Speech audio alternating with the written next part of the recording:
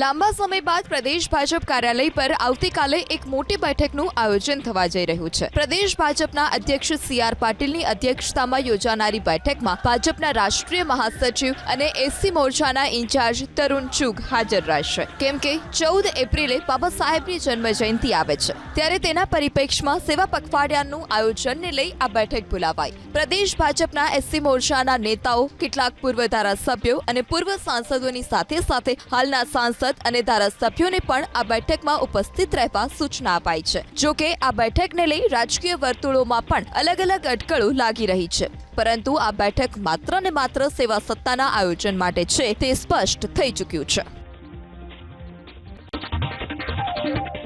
લાંબા સમય બાદ પ્રદેશ ભાજપ કાર્યાલય પર આવતીકાલે એક મોટી બેઠકનું આયોજન થવા જઈ રહ્યું છે। પ્રદેશ ભાજપના અધ્યક્ષ સી.આર. પાટીલની અધ્યક્ષતામાં યોજાનારી બેઠકમાં ભાજપના રાષ્ટ્રીય મહાસચિવ અને એસસી મોરચાના ઇન્ચાર્જ તરુણ ચુગ હાજર રહેશે।